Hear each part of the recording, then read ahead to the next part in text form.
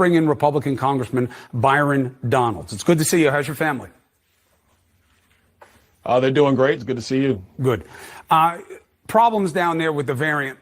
Is there a reason for it in your mind that is different from the obvious? Well, look, what we've seen is that the Delta variant is a little bit more contagious than the original strain. But you have to remember, 85% of our senior citizens are fully vaccinated in Florida. It was a priority of the Governor DeSantis, and of our state government to make sure that senior citizens had all the access necessary to get vaccinated. That has occurred at an 85% clip. It starts to drop off as you start going into younger ages. And I think it's also important to understand, Chris, that when you look at different groups that are not getting vaccinated, Black Americans, Hispanic Americans are getting vaccinated at lower rates than white Americans and Asian Americans. So I think it's important to understand that you have a ethnic component to this, unfortunately, but you also have to understand that the age component, which is the most important thing, that senior citizens in Florida, by and large, have been vaccinated and have full access to getting vaccines. But you know that's not the end of the story. Look, I get why you say it. It's certainly important from a lethality standpoint. Nobody is as vulnerable to die as the elderly, so good. But you know that's not the full story. And there is a politicizing of this. Yes, you're right. Certain ethnic minorities don't. Why? You have access, and you also have generations of distrust for different reasons about what's happened with the government interplay in their lives before, true or not true. But I'm talking about something else. The reason has to be, part of the reason that you're seeing what you're seeing in Florida is because of vaccine hesitancy. And an aspect of vaccine hesitancy is politics, especially in your state. Don't Fauci, Florida. We all know that was about. Do you feel responsible for spreading a message where I'm not going to take it because I don't care what Biden wants? Byron Donald's not going to take it because he doesn't care what Biden wants. You think that's a good message for people to hear? Well, the first thing is my message was never about Joe Biden. The message is about me and my own personal health. I'm not getting vaccinated because I don't want to. Hold on, no. I want to read your words. I want to read your words. Byron, I know you don't get to cut me off. It's my show. But just listen. It has nothing to do with what Joe Biden wants. It has nothing to do with what Joe Biden wants. Funny, I never brought him up when I was deciding whether or not to get vaccinated. Why did you? A reporter asked me on a news show, and I said it has nothing to do with what he wants. I chose not to get vaccinated because I chose not to get vaccinated. I already had COVID-19 once. I'm 42 years old. I'm in very good health. I actually get checkups regularly and do all those things. That's a personal decision from myself. Members of my family, my wife, my 3 kids, they've all had COVID. They're not getting vaccinated. They're all healthy. That is a decision they've chosen to make. You ask your doctor? For everybody to understand is this. Hold on. Here's the key thing you need to understand. If people in the United States are concerned about contracting and being hospitalized and dying, of course, from COVID-19, please go get vaccinated. I will never tell you not to get vaccinated. What I'm saying is I made a decision not to get vaccinated. And it doesn't matter if it's you or Joe Biden or anybody else that's going to stress or want me to get it. I'm not doing it because I made that decision. I know, but that's just as a free person. Hold on, Byron. That doesn't make you just a free person. All right. Freedom isn't just defined as the bold and ability to be strong and wrong. It's about doing the right thing, the best thing. You say if people are worried about getting sick or dying, then they should get vaccinated. What about if people are worried about giving COVID-19 or a variant to others, which you very well could do? You could be doing it right now and not know. Doesn't that matter? But you just said that people who have actually gotten vaccinated and may have picked up the variant, that the actual symptoms are very, very mild, if any exist at all. There's a member of Congress just came back. He tested positive, and he actually had been vaccinated earlier this year. Yeah, that's why he's back it's and he's not fine. severe. Talked to him earlier today. Because he was vaccinated. Because he was vaccinated, Byron. You just made my point. But you're making that is the point. You make the wrong point. What is you are making the point that everybody has to get vaccinated in order to protect everybody. What I am saying is that if Americans want to get vaccinated, if they want to be protected from COVID-19, whether it's the Delta variant or the new Lambda variant that's coming through our southern border as we speak, if you want to get protected from that, go get the vaccine. I fully promote you doing that. But at the same time, if there are Americans who don't want to get it, they shouldn't be forced to do so. Nobody, but see, that's the thing. It's a false choice.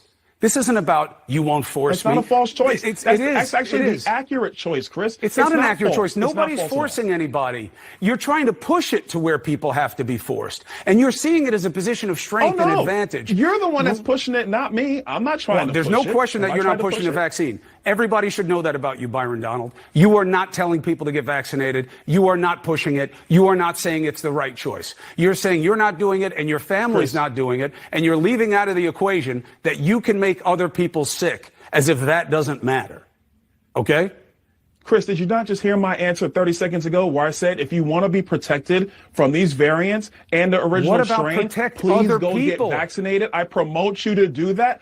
I just told you live on your own show that if you want to get vaccinated in America, go do it. But if there are Americans like myself who choose not to, please don't berate me for doing that. That is a personal choice I have made with my own health care. I am allowed to do that. I'm entitled to do Byron, that. You're absolutely right to do it. You have a right to do it. Two different statements. Okay? Do you have the right? Of course, nobody's debating that except you guys as a false choice. What I'm saying is it right to do it?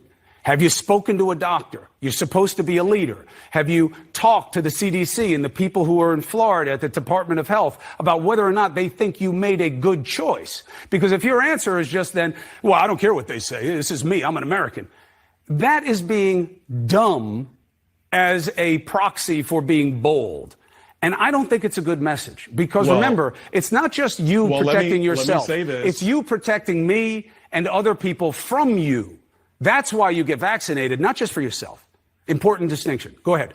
Actually, the way vaccines work are to protect yourself. A vaccine basically gives you a special cocoon where you actually limit the worst harmful effects of the virus itself, or may not get it altogether, depending on your own personal physiology. So that's the way vaccines work. Now, to me personally, I did talk to a couple of doctors that I know about it. I told them I already had it, and I'm 42. What do you think? And they said, yeah, you're fine. If that's what you want to do, go ahead and do it. They didn't come and say, no, you have to do it because of everybody else. Because if other people want to be protected, they have access to vaccines. Go get the vaccine. I would never tell anybody not to get vaccinated. I do totally support it if that's what somebody chooses to do. Byron, I'm with you. I don't know why this is hard. It's that simple. Listen, I totally agree with you.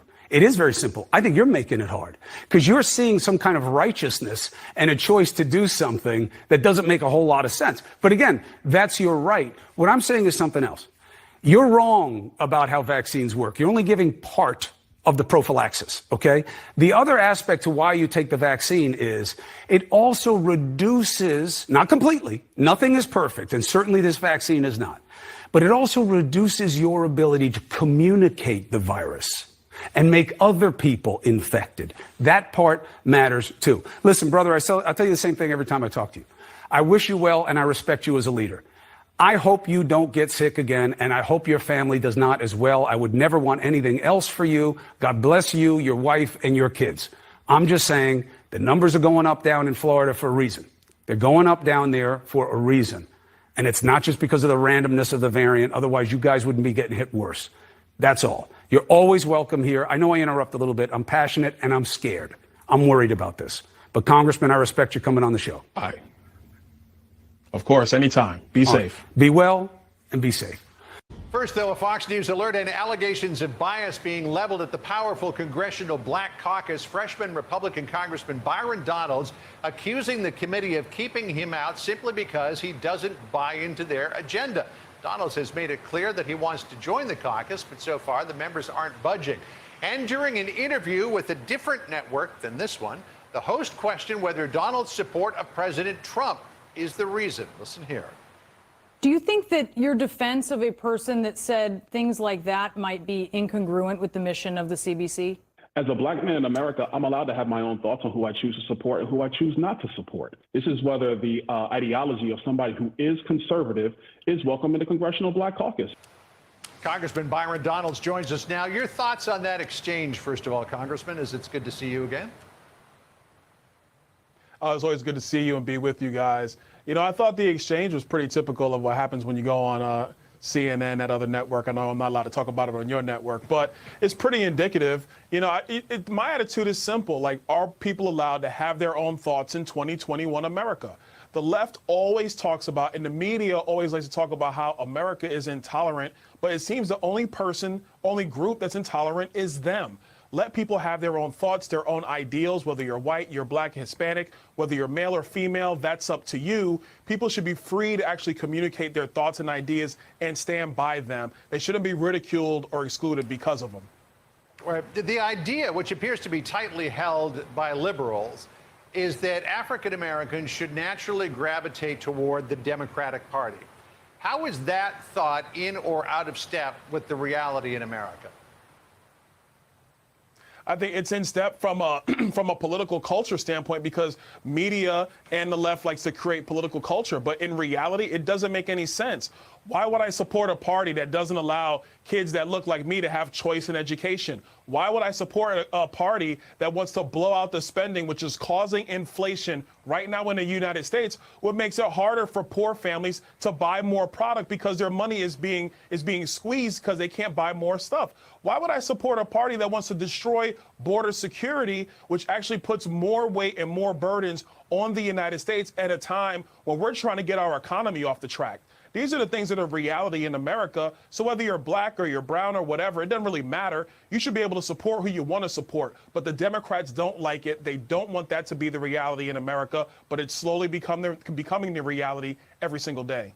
So you've got people who are liberals suggesting that your views are incongruous with the Congressional Black Caucus. You've got Senator Tim Scott of South Carolina, after he gave the Republican response to the president's speech to a joint session of Congress, being called Uncle Tim because of what he said. You've got people on the left who rail about racism now basically engaging in it. Yeah, they're having to deal with their own internal problems. I'm glad to see somebody's finally starting to call themselves out on that side of the aisle. But let's be very, very clear. The reason why Tim Scott or myself or Burgess Owens or Mia Love and Alan West before us, the reason why they have these problems with the left is because we don't fit their narrative. We've already seen this week how media narratives from 2020 have already been blown up because they don't look at the facts. They only look at their ideology and their agenda. And the more that we speak the truth to these things and don't just bow down and be silent to the narrative that they want to push, the better everybody is going to be in our country. We have to be focused on what really works and what really matters. And that can't be based upon race. It has to be upon the facts of the matter of what really is working for people in America. What is it, Congressman, that liberals, in particular white liberals, don't understand about the African American community? Honestly, that we have a very diverse thought, that we have people who don't really agree on a lot of things. There are core things we do agree on. We want the black community and we want black people to get ahead and thrive. But whether it's politics, religion, sports, food, clothing, entertainment, we have very different thoughts. We're just like any other group of people in America. The thing that it's important for media and for politicians to understand is that, you know, you really got to come and speak to us. Come and earn our support. Don't just take it for granted and don't assume you're never going to get it.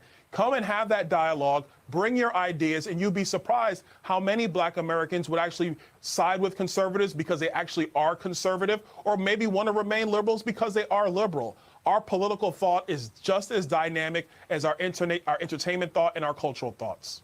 All right. Congressman Byron Donalds of Florida, good to talk to you. I hope you have a good weekend, and we'll see you again soon. Thanks for joining us. Always good to be with you. The gentleman from Florida, Mr. Donalds, is recognized for 5 minutes. Thank you, Madam Chair. First and foremost, obviously in the committee room today, we have family members from Highland Park and from Uvalde. For what you guys have had to go through, loss of your loved ones is a tragedy, obviously, for you, but for all of us, because nobody wants to see these heinous acts occur. Like, everybody is truly grieved by it. I think that for the families who are here, and for even the families who might be watching this hearing, you might be concerned about what happens here in Congress and not understanding why the tragedy that has been inflicted upon you is part of a debate or a part of a back and forth between members of Congress. And I think it's important for not just the families, but for the American people to understand that when these tragedies occur, we grieve with you, but we also have the responsibility for governing the nation. We do not have the ability, although sometimes in previous Congresses that ability has been taken. But in my view, we do not have the ability to just simply pass laws because of tragedy or because of heartache. When we pass laws, the appropriate way to conduct ourselves as a legislative body is to understand what has happened in our country, but then still having to apply the Constitution, still having to understand and apply the various elements of natural law, and still having to apply a consistent fabric that all Americans can live under and can honor and can respect. These tragedies are crippling to see. But in and of themselves, those tragedies do not change the Second Amendment to the United States. I had a conversation in the hallway with one of the survivors of the Highland Park shooting. And in our conversation, what was mentioned was, well, what about amending the Constitution? And I would add to any one of my colleagues that if they wanted to go through the political and legislative process of amending the Constitution, that is the way we set policy and law from a governing standpoint in the United States. And so I think it was important to kind of make that up because we're going back and forth between ads and gun specifications. But for the people here in this hearing, it's important to understand why these deliberations are happening in front of you. And for the people who are watching on C-SPAN or wherever, understand why these deliberations occur. Because we just can't, in my view, just pass something and just do something for the sake of doing something. Because the history of Congress is replete with Congress doing something and often doing it wrong. And then ignoring what they did wrong because you already got the ticker tape parade. Mr. Busey, quick question for you. You've referred several times in your testimony today that the weapons that we're talking about under a proposed assault weapons ban are quote unquote weapons of war. And I'm paraphrasing your comments. Are these weapons, the ones that are sold, the ones that are manufactured by the companies here today and other companies that are not with us, are these the same weapons that are used by men and women of the United States military? With very, very minor differences, yes, they are, and in some cases, they are superior to the guns that we are supplying to our soldiers. Can you stipulate the differences between the guns that are used by members of our military versus what are sold by retailers?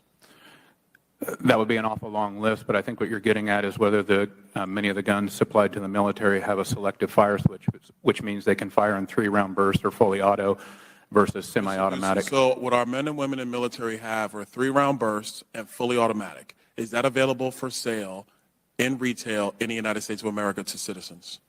Not generally, no, but there are many firearms instructors who now advocate that single fire, as in semi-auto fire, is more effective and more deadly than 3-round burst or fully auto. Advocating versus what is actually allowed on a firearm, those are two different things. Wouldn't you agree, Mr. Busey?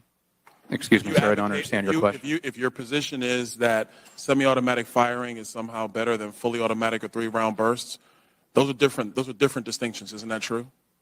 I didn't make that designation, but there are many firearms instructors, including military firearms instructors, who now advocate for single shot as in semi-auto. Ms. Okafor, the weapons that are used by the United States military, are they superior in frankly, stopping power and ability to repel forces in a military theater than what is sold on the open market today to America? No, sir, I don't believe so. I'm talking to Ms. Okafor, sorry. Sorry. I'm sorry, can you repeat that? I'm a little over, but I thank the chair for her indulgence. The weapons that are sold by retailers today that are the subject of this day's hearing, are they similar in stopping power and effectiveness than what is used by members of the United States military, even though they have the same look? An M16 or M4 or an AR-15 are different in the fact that you're able to have the bursts or 3-round bursts or the fully automatic option that's readily available to military versus having to have a Class 3 license that a civilian has to have and obtain in order to have a firearm with that capacity. All right, thank you. Gentleman's time has expired. Gentleman from Florida, Mr. Donalds, is recognized for 5 minutes. Thank you, Madam Chair. And First of all, to the witnesses, the leaders of Exxon, Chevron, BP, Shell, I know that the climate activists in Twitter world, which Dave Chappelle says doesn't exist, and he's right because it's just people who have nothing better to do but type on their keyboards, and we do it too here in Congress. But let's be very clear, you need an apology because what I witnessed today was just rank intimidation by the chair of this committee. Trying to get you to pledge on what you're going to spend your money on is a gross violation of the First Amendment. And just because we're members of Congress and we got microphones and we pass laws does not mean that we also have the ability to infringe on your ability to organize, whether it's API or anybody else, or what you choose to spend your money on. It is disgusting. It is absolutely disgusting. Somebody needs to go call Merrick Garland, tell him to get in here and watch the intimidation that came from this very panel today. Because this is not about defending big oil or defending big anything. It's about defending the ability of people in our country to be free, say what they want, think what they want, spend their money how they choose. And if we're not going to be any better than the Chinese, how do we ever expect to beat them on the world stage when we're cutting our neck when it comes to energy production, while they are burning more coal, they are burning more oil, they're increasing their emissions, and they're not showing up in Scotland. You know why they're not showing up in Scotland? Because they're interested in building an economy. They're interested in becoming the dominant economic player across the globe. They're interested in becoming the dominant military player across the globe. And while we joke around and mess around intimidating you guys who frankly heat our homes, you cool our fridges, you keep our cars going, this is insane. So I'm sorry for you.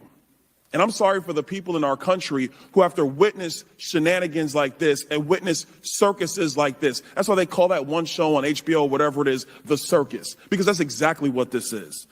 Madam Chair, I'm requesting that a letter be entered into the record. This is a letter written by Ranking Member Comer and the other ranking members on this committee that actually speaks to the chilling effect that has come from you, Madam Chair, asking you to stop intimidating companies, requesting information that is their First Amendment right to have that information. I ask that that be admitted into the record under unanimous consent. Without objection. Thank you, Madam Chair. I have a question for Mr. Summers, now that we're done with that. Mr. Summers, it was asked earlier by a lot of the executives if they believe in electronic vehicles, and it's a noble goal to have. But Mr. Summers, where does where does electricity production actually come from? Thank you, Congressman. Before I address that question, I do want to clear one thing up, that a difference of views on electric vehicles is not climate disinformation. We as an organization support all forms of energy. We support the rapid advancement of electronic vehicles as well. But at the same time, what we don't agree with is that the federal government should be the ones that are funding that build out of infrastructure. The concern is that as we've built out service stations across the country, those service stations have been developed not by the federal government, but by private industry. And members on this panel themselves are investing in building out that infrastructure as is appropriate for the private sector. So real quick, second of all, I think your question is very, very important, which is where does that energy come from? Most of the energy in the United States comes from natural gas. It has replaced coal as the primary source of energy in this country. Let me ask you this question as a follow-up. So if we don't have natural gas, and obviously the Democrats are against coal, where would we actually get the electricity to power all of these electric cars? Where would it come from? Well, Congressman, for most countries and for certainly the United States, the energy, there would be likely a fuel switch back from natural gas to coal. So real quick, Mr. Summers, and I don't mean to cut you off because you make a great point, but I got 30 seconds. It is important for the American people to understand that if you follow the idiocy that's in the bipartisan infrastructure agreement, which is going to make natural gas harder to procure, we're actually not going to have lower emissions. We're going to have higher because you're going to have to switch back to coal-fired plants. And just for the record, let's also say the world will always demand energy. If you're not getting it from us, where we actually do it more safely and more cleanly. You'll get it from Russia, you will get it from China, and they don't care what the climate activists have to say on Twitter. I yield back. From your mother? From your mom? You're stepping on all of my stuff. Adidas. All day I dream about Sarah. Yeah, that's right. That's what it is. Finally. We could all yes. I love it. And they're my favorite kind. Are they the right size? Yes. Okay. They're never done my size. And That's the most important thing. They came like in 2 days. They tickle my feet. Jade open her present now. They tickle my feet. Jade didn't get to open. Okay, Jade. Oh no, Jade, open my. I'm a warmer. Who's that from, Jade? Voila. Got a lot of presents to go through. Oh, thank you, Walla. You're welcome. Show us. What is it? What? Nail polish maker dum-dum. Oh, okay. Very cool. It looks like a nail polish. And they can be Wrapping paper. scented. Yeah, I did see that. Or maybe you could put them I in think we almost got you that. And Take it's it. nail polish. You could nail polish. Okay, Boo and Bubba. Polish your nails? Okay, Boo, let's go. Do that, Bubba. What is it? That's from Bubba. I got an Xbox headset. Yes. Nice. See, Thank that's you. That's another reason. Get that Nice. one Whose turn is Perfect. You Now I feel all don't set need to go now. to the. Yeah, now I don't need to go to the store to buy a headset. So what are you gonna buy with your Xbox Sky? I'm gonna buy V-Bucks for Fortnite. Oh, okay. So I could buy the candy axe in the item shop right now. Cool. Which is how much? How much is that? Well, in the game it's 12,000 V-Bucks, but probably like $12. Huh? Yep. You have to tell me what you spend the $50 on. Okay. Okay. Put all your stuff, all your Xbox stuff in the bag. Oh, we need Uncle Melvin. This So somebody can come over there and sit down. Where is Uncle Melvin? He's playing I'll Fortnite. wait your turn. But Uncle Melvin. Open doors. Open doors for the baby, you know. This whole thing is for her. Uncle Melvin is playing Minecraft for some reason. Get the freak out of my room. No. Wait for Uncle Melvin.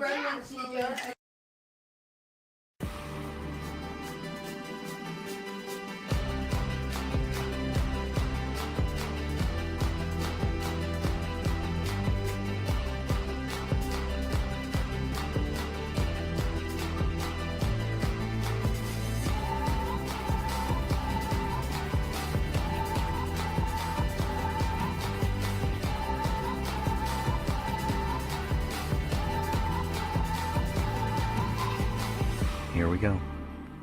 Shadows and light. I have lived in darkness. I have lived in the shadows. Now I live in the light of Jesus Christ. He is the light. We can be shadows of that light, or shadows running from the light. We have free will. Do we run to Jesus, run to the light? Or do we run from Jesus and run into the shadows? Do we shine or do we hide? Many people do not have a relationship with Jesus Christ. But it is never too late. We are forever reminded of the thief on the cross. The story is simple. The options are two. The choice is yours to make. At any time in your life, you can believe in Jesus Christ and build a relationship with Him. The thief, at the very end of his life, as he was crucified next to Jesus Christ, believed and was saved. The same thief, while others mocked Jesus, asked for forgiveness and recognized Christ was the Son of God. The thief recognized his own punishment as just, and also knew Jesus did not deserve what was about to happen to him. A second thief who was crucified next to Jesus said, "If you are the Christ, save yourself and us." The first thief, the one who believed in Jesus, replied, "Do you not even fear God, seeing you are under the same condemnation? And we indeed justly, for we receive the due reward of our deeds. But this man has done nothing wrong." Then the thief who believed in Christ turned to Jesus and asked, "Lord, remember me when you come into your kingdom." Jesus answered, "Assuredly I say to you, today you will be with me in paradise." Luke chapter 23, verses 39 to 43. Wouldn't you like to know more about the thief who believed in Jesus and why he said what he said? Disbelievers will always find an excuse to not believe in the Bible. The various translations of the word are a common excuse used by many people who just do not want to believe in the Bible. But let's think about this. Various translations can be used by the devil to confuse people and turn them away from Jesus Christ. That is the devil's goal. The devil tempts us with such doubts on purpose and as planned. Yet the light still shines through the doubt as planned. The translations and our views on the translations are all part of the plan. This is the test which brings us the same choice as the two thieves crucified next to Jesus. One chose to believe, the other did not. In the end, the choice is yours. You can believe in Jesus Christ and accept the free gift of salvation, or you can choose not to. You can live in the light, you can live in the darkness, or remain in the shadows. The choice is always yours. So are the consequences and blessings of your decision. With Jesus Christ, you are truly alive. Without Jesus Christ, you are truly dead.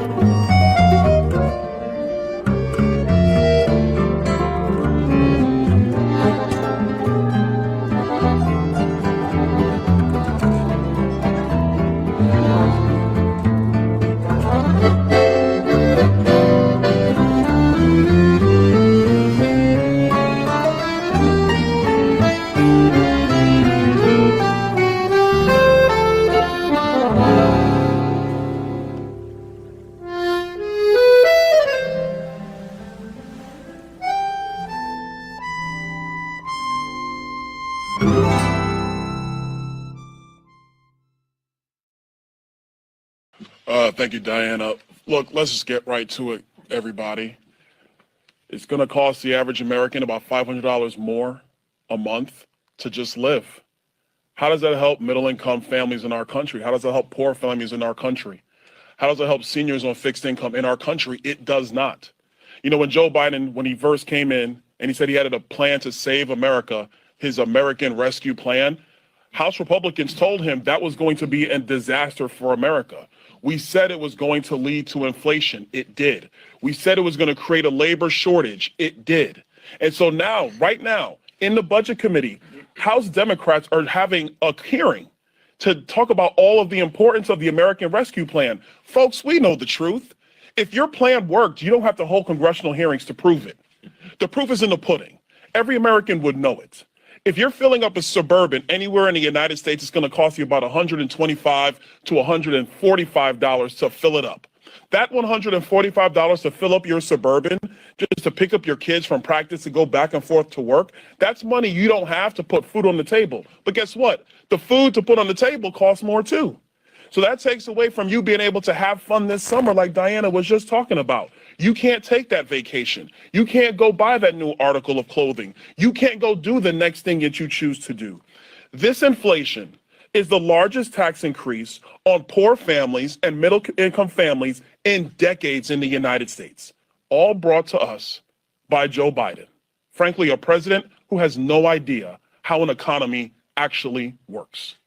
This White House likes to talk about building an economy for the middle class. That's literally what they were saying yesterday. The president's probably going to say it in about an hour in Philadelphia. Well, guess what, folks? An economy for the middle class doesn't work if the economy doesn't work. The late, great Margaret Thatcher said it better than any of us ever could. Joe Biden and the Democrats will prefer the poor be poorer, so the rich are less rich.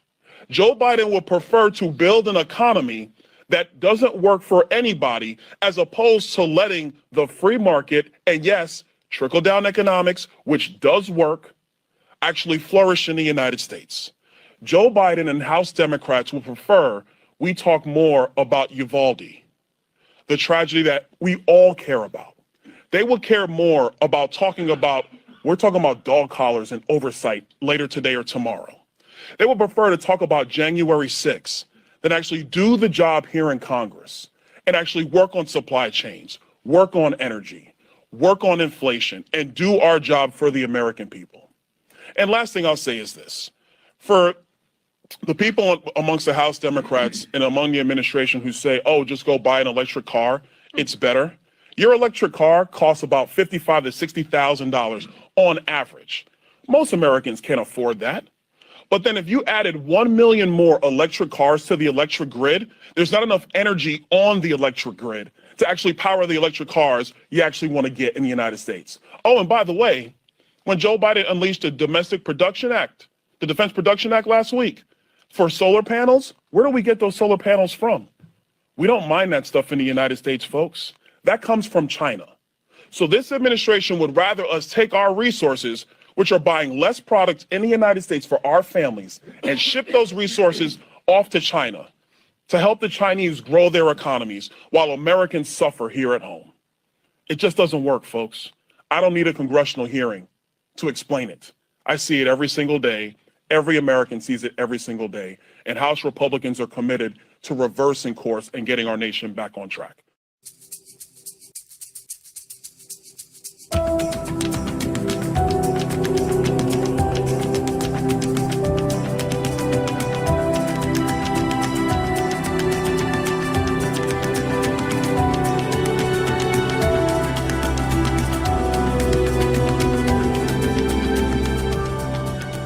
Let's look at Sunday, September 10th, 2017, 8:01 p.m.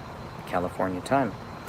And I asked Mason Hendricks, can you help me confirm or deny David was part of the alt-right?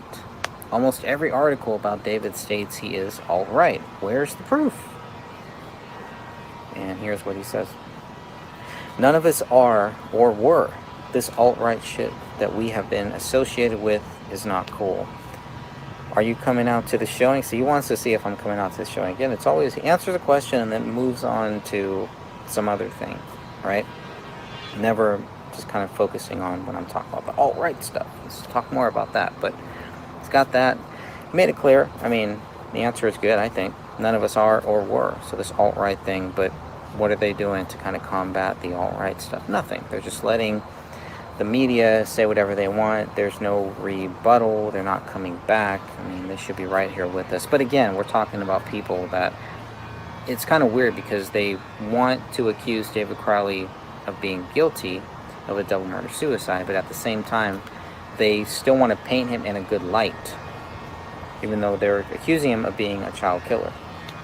And they're saying all these bad things about David Crowley, but when it comes to anything related to money, to the projects, to any future projects that they may be able to finagle with Gray State, with David Crowley's work that he created.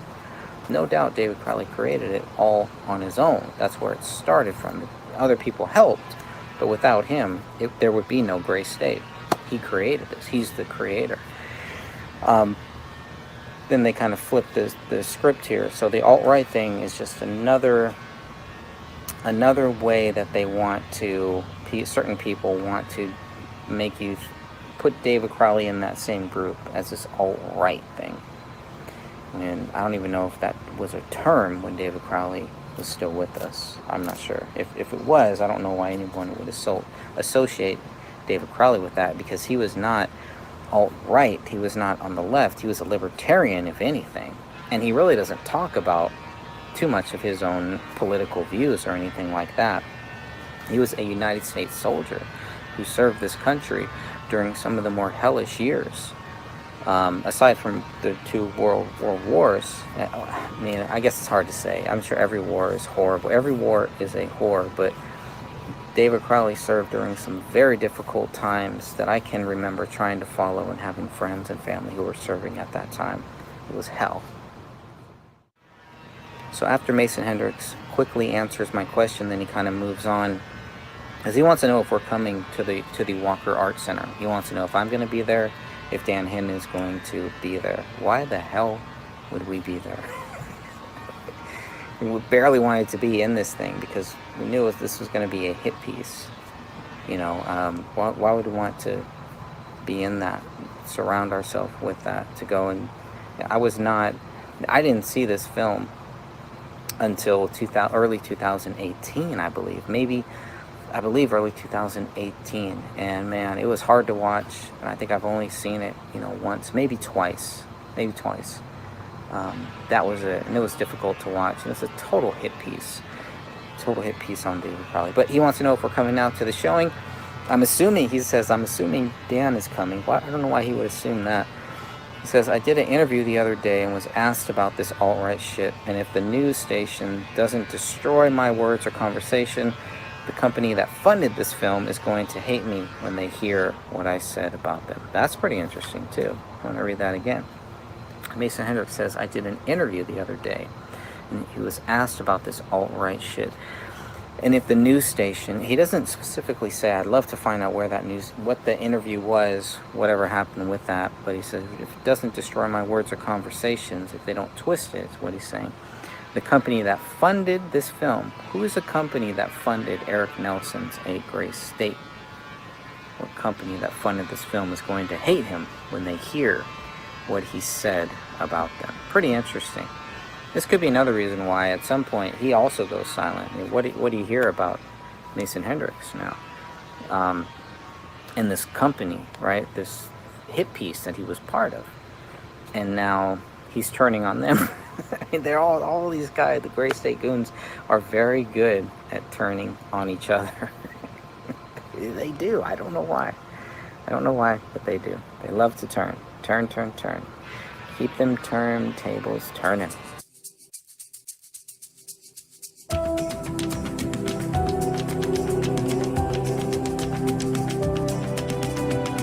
But in the end, everyone does have their own free thought and their free will, whether they choose to exercise it or not. So that is up to them.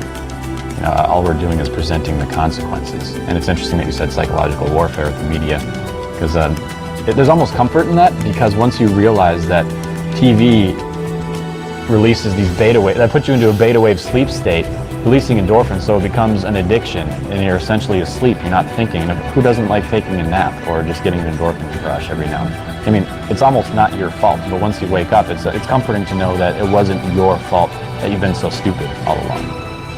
So yes, it definitely is psychological warfare.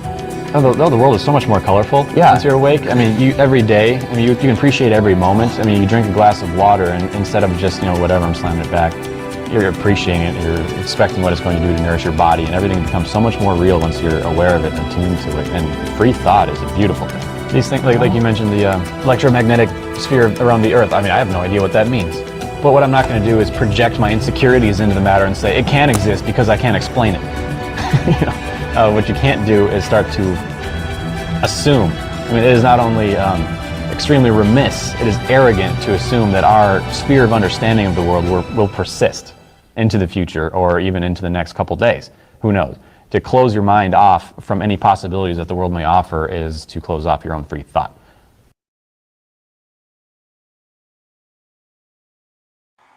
What that tells you.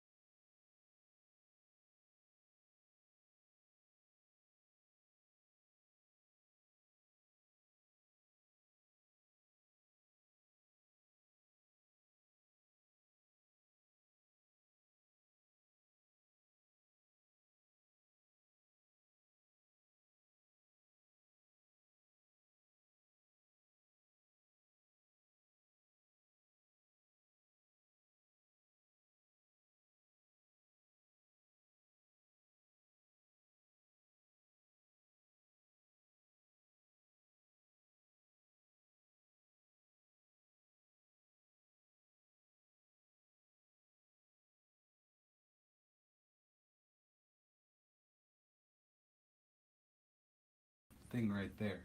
Yeah, we have paper.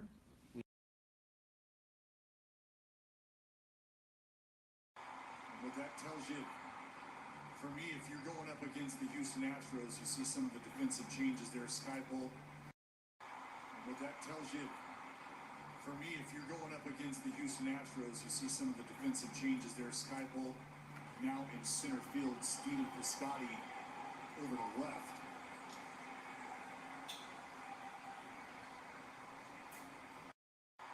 What that tells you, that control the money. Now, this control of the central bank and the money goes on regardless of which party is in power, right? It never changes. You know, they change a person here and there, but it's always the insiders. It's always from the same group. So if you have a Republican as president or the Democrats, they're going to get the same appointments. Appointments never change. This can be said about the Secretary of State and the Secretary of Defense and the Secretary of Treasury and the Federal Reserve Board members. They all come from the same group. And even though, I guess naively, I was hopeful that the same group of individuals would not have as much power under Ronald Reagan. But, you know, I was there, I witnessed it, and of course that led to my disenchantment, my disappointment, enough to the point where I just said, I've had enough, and then I left the Republican Party and joined the Libertarian Party with the idea that you cannot trust Republicans to be independent of the system either, although Ronald Reagan led us to believe that he would be independent. Record for civil liberties for libertarians, to my mind, is very good. And even, I think it was the last interview we did with a libertarian candidate for president said he would abolish the CIA, the FBI, and the IRS. Do you hold those same positions? Yes, I do, because, you know, most of our history we didn't have those institutions. The FBI came in during the First World War, and interestingly enough, one thing that Woodrow Wilson did, he used the FBI to spy on American citizens and actually arrest them if they disagreed with his foreign policy about going to war in Europe. And isn't it interesting how recent they used it in the Vietnam era? Democrats used it there, and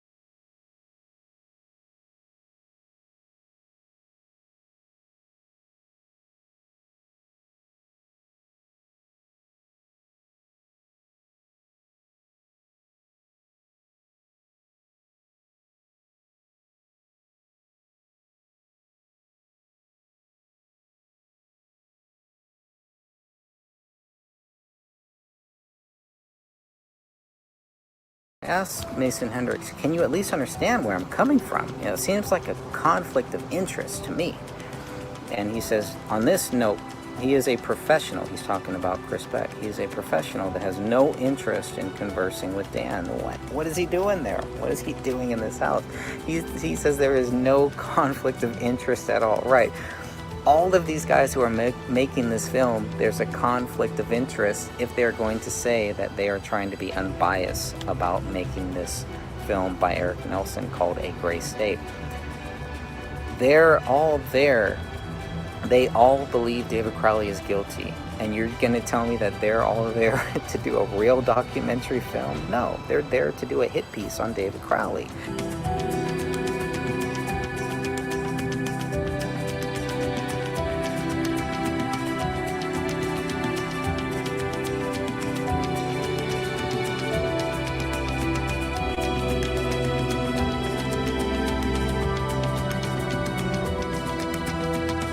month or so ago, I asked Dan Hennon if he had met any of David Crowley's friends in person, and he said no. And I said, well, I happen to know that's wrong, because several members of David's team were in his house during his interview.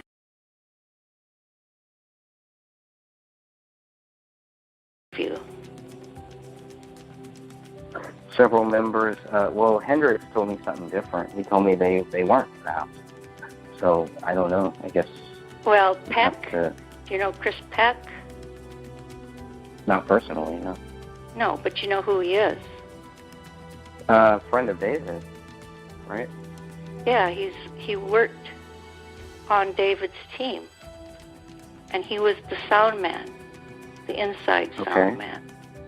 Okay, why didn't Peck just introduce himself like a normal human being? What's up with all the games he had like been that? told not to, and because he was ready to crawl across the table and choke someone.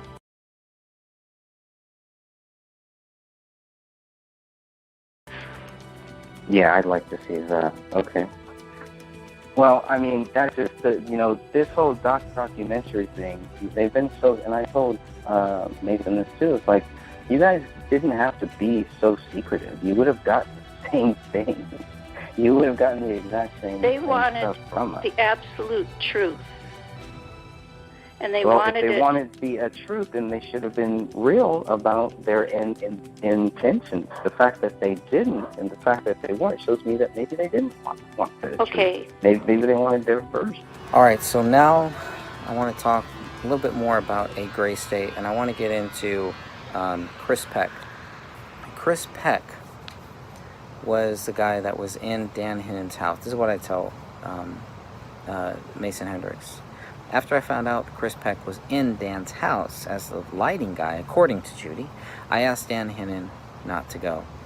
Not to go to the Walker Art Center fiasco. Now, I'm in San Francisco, so I can't go. That's what I said. Because in an interview that came up with, when I did an interview with Judy Prochnow, David Crowley's neighbor, when she was kind of taunting us about Eric Nelson's film and all the footage and how it's going to prove David Crowley guilty. We know that's not true. But she was saying that Chris Peck was actually one of the lighting guys that was in Dan Hennon's house.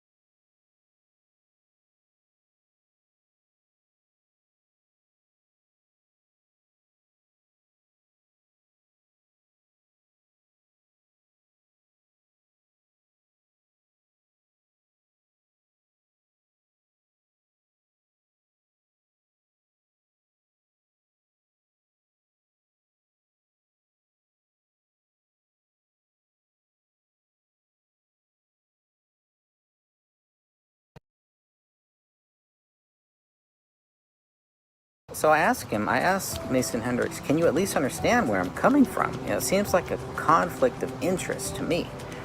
And he says, on this note, he is a professional. He's talking about Chris Peck. He is a professional that has no interest in conversing with Dan. What is he doing there? What is he doing in this house? He says there is no conflict of interest at all. Right. All of these guys who are making this film, there's a conflict of interest if they're going to say that they are trying to be unbiased about making this film by Eric Nelson called A Gray State. They're all there. They all believe David Crowley is guilty. And you're going to tell me that they're all there to do a real documentary film? No, they're there to do a hit piece on David Crowley.